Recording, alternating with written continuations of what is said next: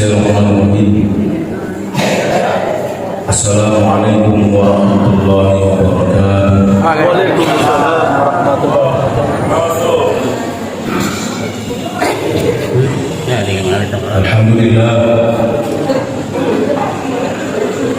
Alhamdulillahi wa kafa. Wassalatu wassalamu ala sayyidina Muhammadin nabiyil Mustafa sallallahu alaihi wa ala alihi wa sahbihi wa baraka wa sallama tasliman katsiran katsira.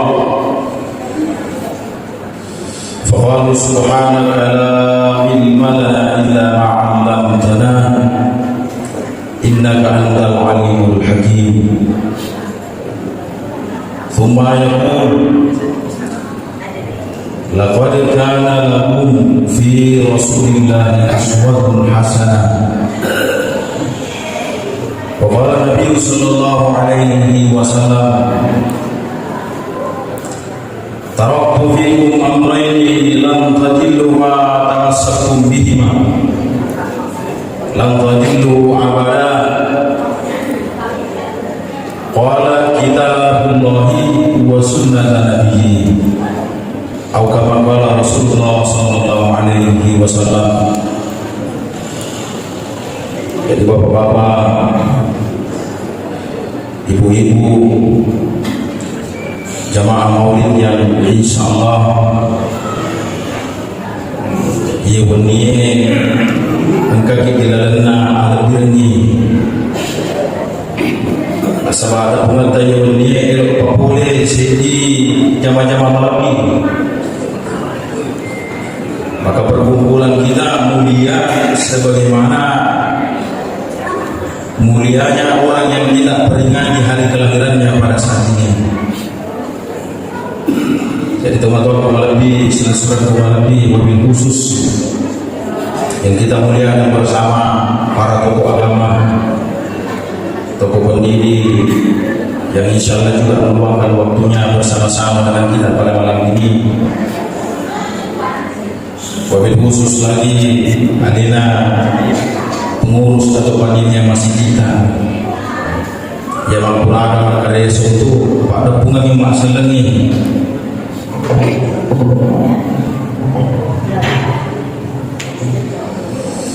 Kenapa kita mesti selalu berkumpul berjamaah? Jadi walaupun ada pihak-pihak yang mengatakan diperingati hari kelahiran anak kita dengan berbagai macam alasan, padahal Quran bahas yang dilupakan sebelum kita lahir. Jadi perkara-perkara yang baru juga akan nampak pada akhir zaman. Ada saja bid'ah. Tapi Quran bagi ini Andre Gurunta di sesena ini ada cerita Imam Syafi'i. Itu bid'ah macam apa ini cium berbawah tapi ada apa? Ada bid'ah hasanah, ada bid'ah dalalah. Maka yang digurunta atau bid'ah itu hukumnya tapi wajib. Bid'ah wajib.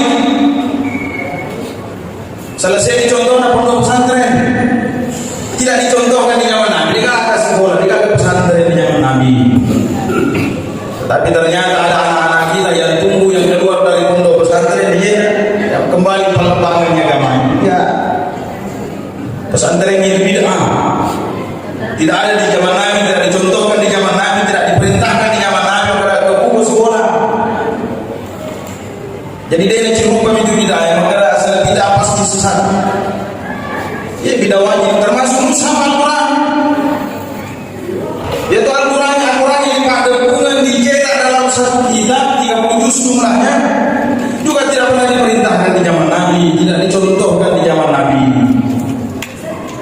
Tetapi ternyata di zaman Khalifah Umar mulai dianjurkan dikumpulkan rampung di waktu Nabi terus memerintah.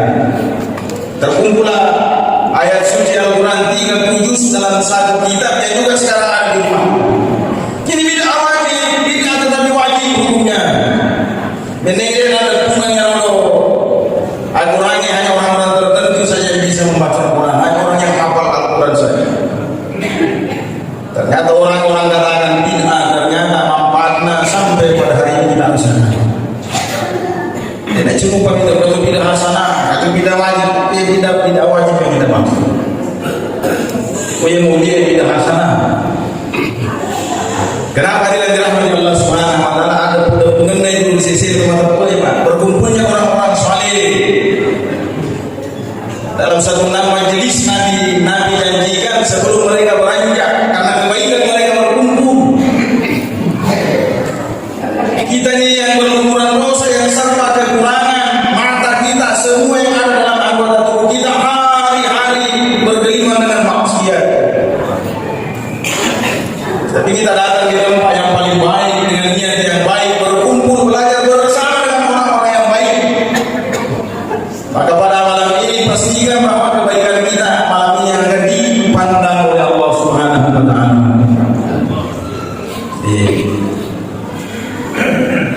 Di mimpi mengeluarkan Al-Quran Allah Taala, orang masuk ke dalam surga itu bukan sendiri-sendiri, bukan sesuai dengan kelompok-kelompoknya saja, tapi dengan berjamaah, dengan menyeluruh. Dikumpulkan ahli-ahli yang membaca Al-Quran, dijamaahkan, dikumpulkan satu jamaah, masukkan ke dalam surga secara bersama-sama. Dicari orang-orang yang ahli semua berjamaah, dikumpulkan, kemudian dimasukkan ke dalam surga secara berjamaah. Wasiqal ladzina taqaw rabbahum ilal jannati sumara. Allah berjanji dalam surah As-Zumar, Allah akan masukkan orang yang beriman, bertakwa, dimasukkan ke dalam surga Az-Zumara dengan berjamaah. Ternyata ciri-ciri tenimangnya bawah. Bukan hanya satu orang yang taat agama dalam satu kampung, tapi di mana kita berjamaah dalam kebaikan, berkumpul bersama. Kenapa Nabi selalu perintahkan kita untuk berkumpul, berjamaah atau berhubungan? Karena kadang daripada nilai amal kita tidak sama. Takaran daripada imannya, iman berbeda-beda, tapi kita kumpul di tempat yang sama, maka Allah satukan kita dalam satu kebaikan untuk populer di sini DC.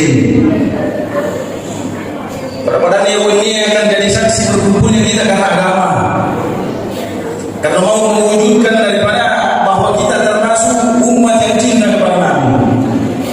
Baik bapak cinta mantul dan kita ini termasuk yang tidak pewa mantul ini. Saya pernah berdapat dalam satu kitab termasuk salah satu yang dipertanyakan setelah kita di dalam kubur, disoal oleh malaikat Munkar dan Nakir.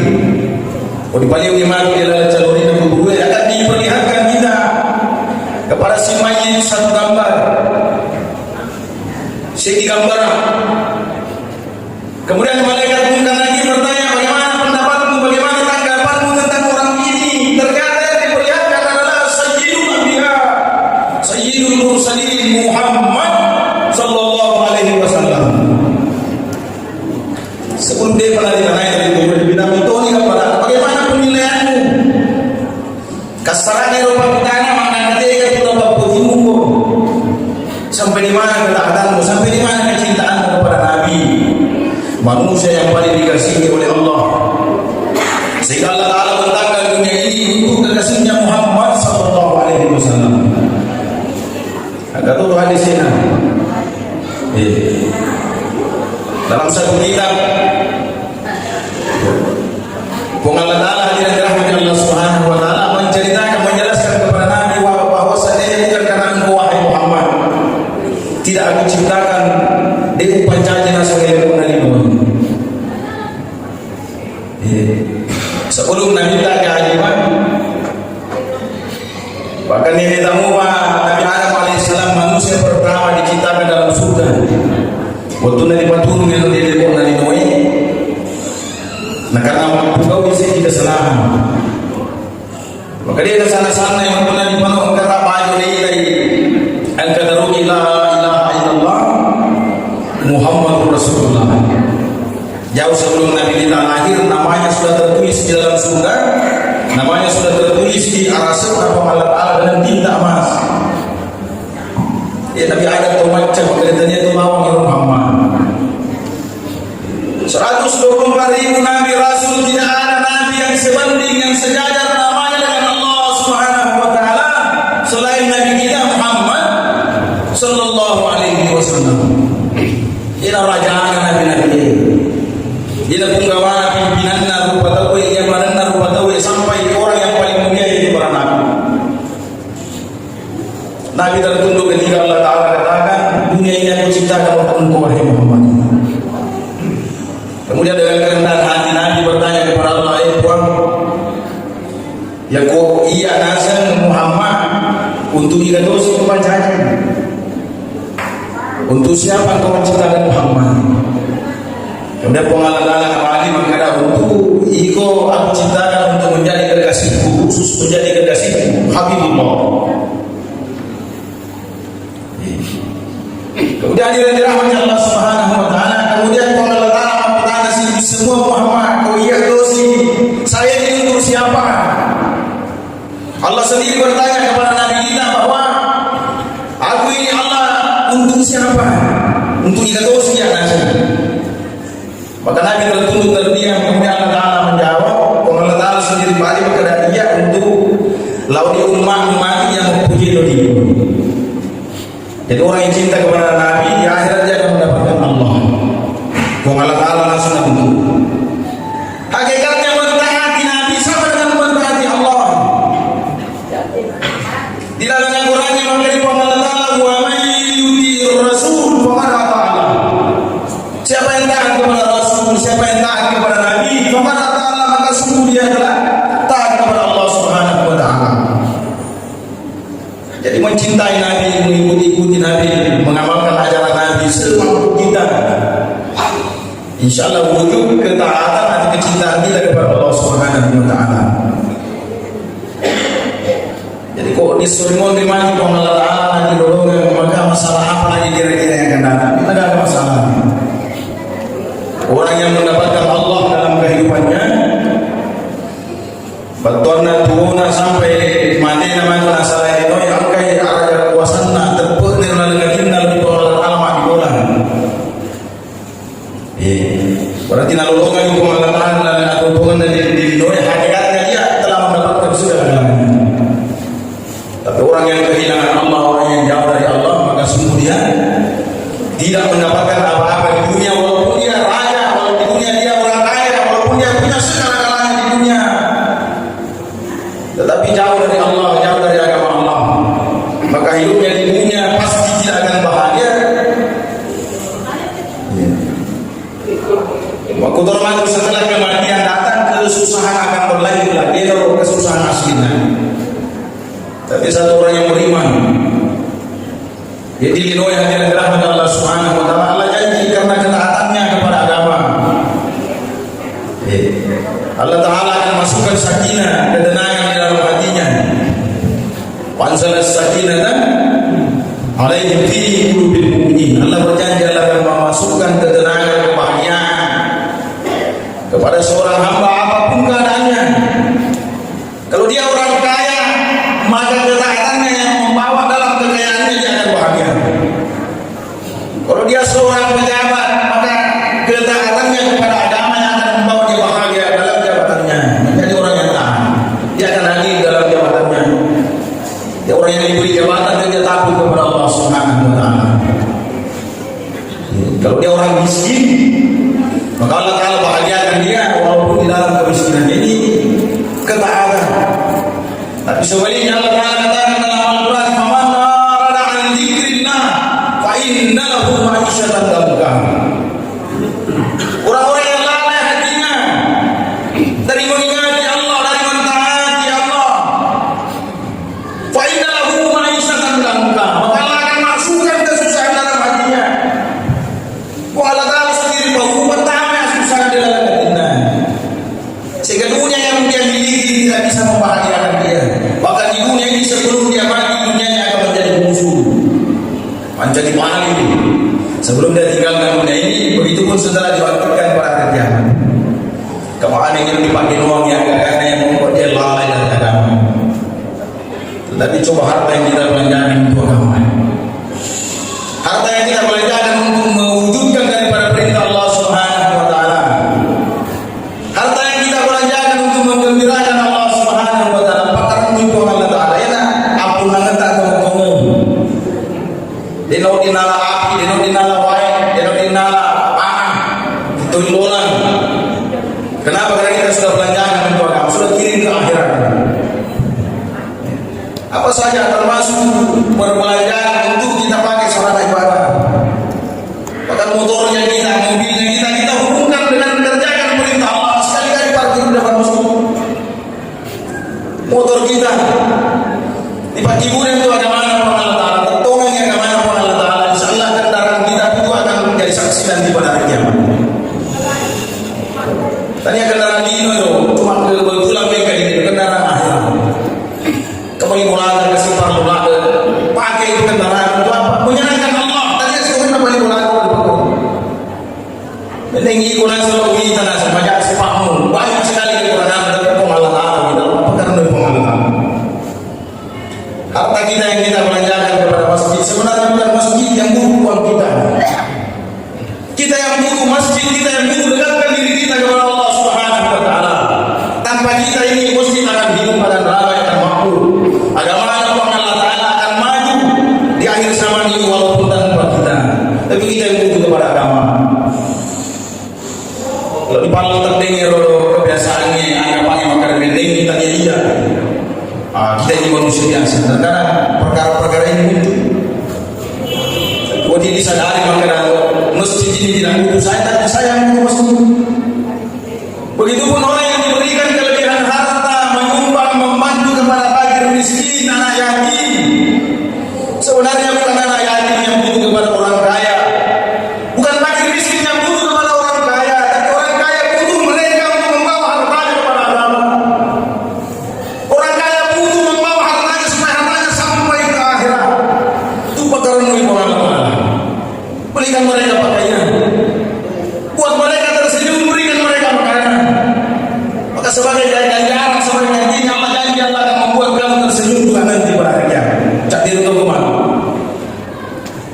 Maka Tuhan di sini dalam putaran Allah Ta'ala maka dengan ampun Adam, wahai anak cucu Adam. Dahulu aku kedinginan, kenapa engkau tidak memberiku pakaian? Dari diskusi.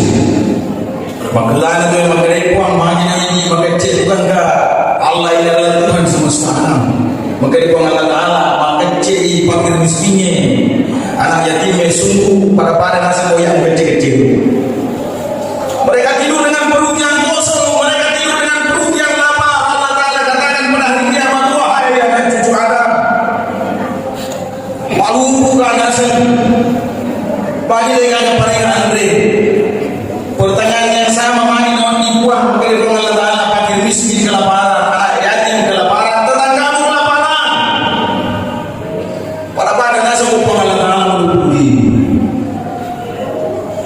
Gunakan sebagian harta itu yang menenang, sebagian harta untuk beli itu keselamatan, beli itu kehormatan. Seperti hari ini orang membeli supaya dia jadi pejabat tinggi, orang beli kehormatan supaya dia menempati tempat yang dihormati oleh orang-orang. Kalau hari ini kita berpikir menengahkan kemampuan saya aliyah wal birni. Ini salah satu kemuliaan. Nabi katakan orang-orang yang menziarahi makamku di waktu matiku pada dari terima kasih di waktu tuaku. Coba orang yang menziarahi makamnya Nabi, kata Nabi Najami sebelum Nabi mati sama dengan dia jumpa kepada aku ketika aku masih hidup. Orang-orang yang saleh, orang-orang yang bertakwa insyaallah tidak dimatikan oleh Allah sebelum ziarah ke makam Nabi sallallahu alaihi wasallam. Tidak sempat kita lakukan ibadah haji ziarah ke makam Nabi. Sebagai apa wujud kecintaan kita kepada Nabi?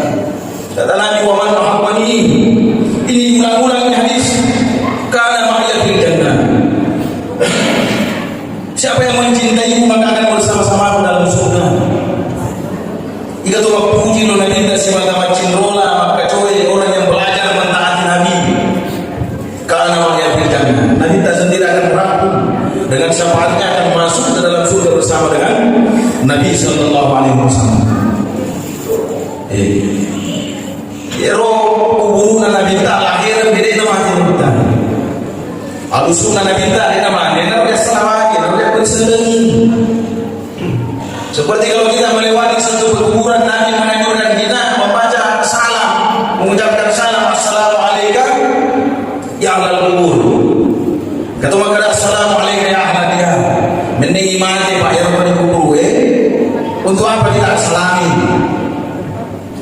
Dan ternyata al-musuhnya itu udah berselingkuh kalinya nih.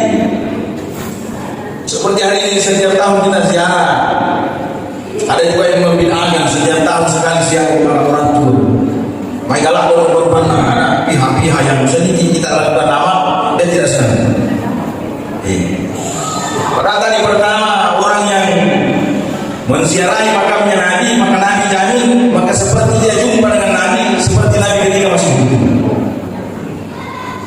Nah sementara orang yang jumpa Nabi ketika dia masih hidup akan digolongkan sebagai sahabat-sahabat Nabi. Dalam satu hadis lagi Nabi sabdakan, waditu anni laqitu ikhwani. Kelak di hari akhirat nanti di pada mahsyar akan dibangkitkan satu golongan kata Nabi, ikhwani. Mereka ini tergolong sebagai saudara-saudaranya Nabi. Yakini Nabi seperti saudaranya, sahabat-sahabat. Maka dia sahabat Nabi minta orang berkumpul awalnya sana ikhwanu ya Rasulullah. Bukankah kami ini termasuk sahabat saudara-saudaramu ya Rasulullah? Maka Nabi kata antum ashabi, kalian adalah sahabatku. Walakin ikhwani alladziina aamanu bi wa lam yaruni. Tetapi keluargaku adalah orang-orang yang mentaatiku sementara mereka tidak pernah berjumpa denganku. Coba bayangkan ketaatannya umat pada hari ini. Aku serta dia Nabi tadi. Kalau nak sahabat-sahabat dahulu diruntuh Nabi tadi, kita langsung Nabi tadi. Mereka belajar agama dari mulut Nabi langsung ke telinga mereka, dari perbuatan Nabi langsung dilihat oleh mata mereka, sehingga jadilah mereka orang-orang yang taat. Tapi hari ini sunnah 5 waktu tetap dijaga, mesti dibangun hadirin rahmat Allah Subhanahu wa taala, azan dikumandangkan, perintah sholat dikerjakan secara berjamaah. Pertanyaannya, apakah umat pada hari ini pernah melihat Nabi? Pernah berjumpa dengan Nabi? Tidak. Jangankan berjumpa dengan Nabi 1400 tahun yang lalu seperti yang kita peringati pada hari ini. Nabi kita lahir di 1400 tahun yang lalu, 1400 tahun yang lalu. 10 tahun jalanan, jangankan berjumpa kareba-kareba lagi. Sahabat Nabi pun kita tidak ketemu, tapi ini kita tidak ketemu. Tapi pada hari ini mereka daripada bimbingan mereka, mereka daripada ajaran mereka, para ulama-ulama kita belajar mencintai Nabi, kita belajar mencontoh Nabi, kita belajar mentaati Nabi. Inilah yang dikatakan oleh Nabi akan datang pada satu zaman mereka tidak jumpa denganku, mereka tidak pernah melihat aku, tetapi dia taat kepadaku, maka mereka adalah orang yang pertama akan digolong disyafaati nanti Nabi pada hari kiamat. Ya syafaat. Bahasana ada istilah bahasa kita ini seperti orang yang diberikan pertolongan, ya syafaat atau ditolong, pak tolong. Saya tidak paham persis bahasa ini.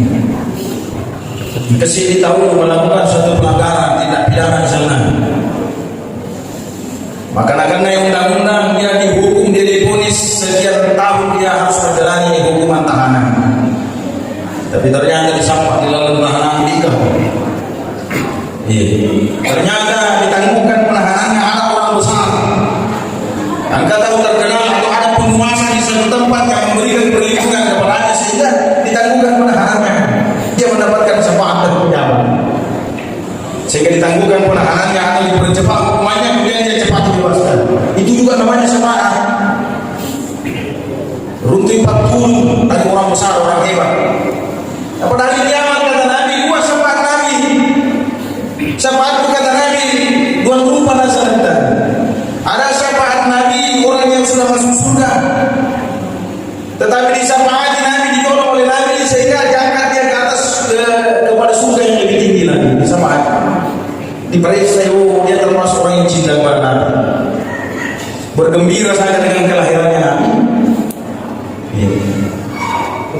Bergembira dengan kelahirannya Nabi bagian daripada kecintaan kita kepada Nabi Sallallahu Alaihi Wasallam. Jadi tadi peringatan kemodelan dan ironi. Jadi madam pengamal raja.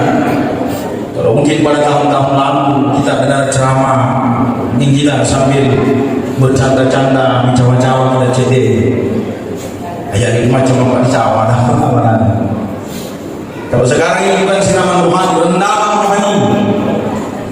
disirangi wading dulu na kena wading alena mi atau atina mi kena. Tapi kalau direndam insyaallah ini bulan yang datang hanya sekali saja dalam setahun. Ini bulan evaluasi. 10-2 bulan ini lalena setahun ini. Ini Nabi kita juga yang ajarkan adanya ini 12 bulan dalam setahun. Kenapa kita tahu kenapa kita rayakan pada hari ini? Karena dia ajarkan oleh Nabi. Pada bulan yang bulan ini Rabiul Awal 10-2 bulan dia bulan ini Nabi itu Allah Taala menjadi tempat kelahirannya orang yang paling mulia. Tempat kelahirannya kekasih Allah Subhanahu wa taala. Bulan kelahirannya pemimpin seluruh nabi. Bulan kelahirannya orang yang pertama akan menginjakkan kakinya nanti ke dalam surga. Itu Nabi kita Muhammad sallallahu alaihi wasallam. Diharamkan nabi-nabi terdahulu masuk ke dalam surga. Itu dalam hadis. Sebelum yang pertama menginjakkan kakinya di surga adalah Nabi kita sallallahu alaihi wasallam. Kemudian diharapkan umat-umat terdahulu masuk ke dalam surga menginjakkan kakinya di surga. Sebelum ini umat Nabi Muhammad juga yang pertama menginjakkan kakinya dalam surga. Cuma prosesnya tadi seperti yang kita katakan masuk surga dengan berjamaah, bukan sendiri-sendiri. Dia negara mana perlu dari bawah surga. Baru sifat menilai perlu sifat perlu dia kenapa kita berkumpul berjamaah pada hari ini. Mungkin pernah ada tetangga kita yang kurang lalu ya kita dengan kata-kata atau perbuatannya. Ada sahabat kita salah satu dari jamaah masjid kita yang pernah hilang berbuat kesalahan dengan kita. Hari ini kita berkumpul dalam satu jamaah. Kenapa ia dipantar dengan hari ini rahmat Allah Subhanahu wa taala. Sebab magai orang beriman itu dijanji oleh Allah di mana mereka selalu berkumpul melakukan kebaikan, maka jamaahnya mereka akan bersama-sama dimasukkan ke dalam surga. Sehingga satu orang yang diperintah oleh Allah masuk surga bukan ini Paris saya bersedia pun ada. Sudah ditimbang amalnya, diperiksa catatan amalnya, maka dia termasuk orang-orang yang layak masuk dalam surga. Nah ternyata kementonya senang, termasuk namanya yang tertulis dalam salah satu pintu surga yang akan dia bersedia. Wih itu selamanya. Ini diantara kita di sini kita tidak tahu. Tanya imamnya, tanya orang yang pandai cerita agama, kita tidak tahu siapa yang langsung diterima amalnya pada hari kiamat. Maka satu orang ini berintah, wadkhuli fi ibadi wadkhuli jannati. Diterima di lingkungan Allah Taala, dinauni maka betul engkau kataku engkau ini guna sudah. Diterima. Wadkhuli jannati, kemudian masuklah engkau ke dalam surga. At-tamanu ila surga. Maka Nabi sallallahu alaihi wasallam malu dia menginjakkan kakinya di surga. Sebelum dia menoleh ke belakang dia cari mana orang-orang yang pernah membantunya, mana orang-orang yang pernah berbuat baik kepadanya. Ini di jamaah-jamaah. Bisa jadi kita semua jamaah kita di sini selamat nanti pada hari kiamat. Sebab enggak tahu, mungkin dia sering menyapu masjid saja. Asal pun dia tidak pandai. Disuruh imam mengke memata, lagi suruh menceramah. Mengke itu disuruh menceramah. Termasuk ya sendiri mau bicara kepada. Tomat waktu malam ini surat malam ini belum apa aja. Tidak ada niat untuk menggurui. Pada pada sejak anak sekolah, aku gurui nuling wakuna jolona, pemimpin dan jolona guna sendiri. Ini satu orang yang diperintah masuk ke dalam surga, malu dia masuk surga sebelum semua orang yang pernah berbuat baik kepadanya, dia akan dipanggil bersama masuk ke dalam surga. Kok ini mau uang ini pastikan ini dijamin maka ada ya denda di semua benda tidak ada jaminan. Kita tidak bisa menjamin diri kita. 10 ladang di orang selesai dina tidak diterima. Maka satu diterima maka jamaahnya semua akan diterima oleh Allah Subhanahu wa taala. Seperti kita sholat maghrib tadi berjamaah. Ya maling lain apa reseh supaya imamnya. Maka lo dibacanya kalau bagaimana dengan kehusukannya, ternyata kehusukannya belum sempurna, maka diperiksa lagi salah satu daripada makmum. Kemudian ternyata belum ada yang sempurna, maka dilihat persatuannya dengan jamaah. Mereka berdiri dalam saf.